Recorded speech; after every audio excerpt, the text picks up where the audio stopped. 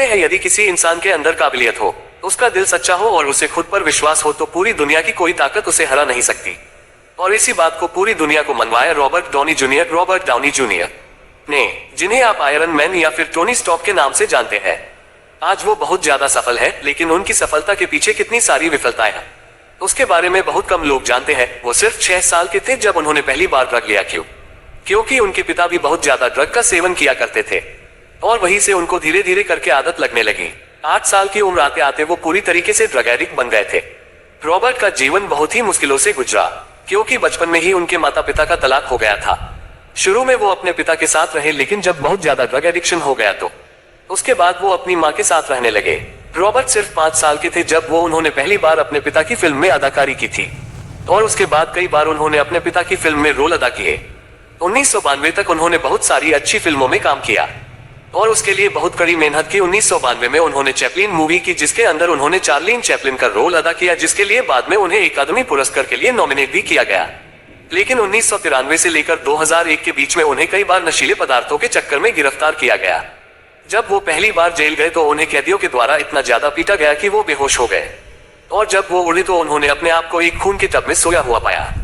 उन्हें बहुत बार लंबे लंबे समय के लिए नशा मुक्ति केंद्र में रखा गया, लेकिन हर बार वो असफल लौटे। एक बार उन्होंने जज के सामने कहा था कि ये इस तरह है जैसे मानो मैंने अपने मुंह में एक बंदूक की नली घुसाई रखी है और इसका ट्रिगर मेरे ही होंठों में है, बस इसलिए क्योंकि मुझे गनमेटल का स्वाद अच्छा लगता है। उन्होंने अपने मजबूरी समझाते हुए कहा कि ये आदत उन्हें 8 साल की उम्र से है, क्योंकि उनके पिता भी नशा किया करते थे। 1996 में उन्हें हीरोइन, कोकेन और बंदूक के साथ गिरफ्तार किया था। 1 महीने बाद उन्हें पैरोल मिली, लेकिन उसके बाद भी उन्होंने नशा करना नहीं छोड़ा और वो पड़ोसी के घर सोए हुए मिले। इन सब के चलते उन्हें 3 साल तक इस लत को छुड़वाने और आवश्यक ड्रग टेस्टिंग की सजा सुनाई गई। 1997 में फिर से एक बार टेस्टिंग, जिसको देने में वो असमर्थ रहे और उसके बाद उन्हें 4 महीने की फिर से सजा हो गई। कहानी यहीं पर रुकने वाली नहीं थी। 1999 में उनका फिर से एक बार ड्रग टेस्ट हुआ, जिसमें वो फिर से फेल हो गए और इसके लिए उन्हें 3 साल तक एब्यूज ट्रीटमेंट और फैसिलिटी एंड स्टेट प्रिजन में कैद की सजा सुनाई गई। फिर 1 साल जेल में रहने के बाद उन्हें $5000 चुकाकर बेल पर रिहा किया गया, लेकिन इसके बाद भी कई बार गिरफ्तार होते रहे। इसी बीच में उनका फिल्म करियर अभी चल रहा था। उनकी कई सारी मूवीज रिलीज हो गई थी और लोग उन्हें बहुत ज्यादा पसंद करते थे।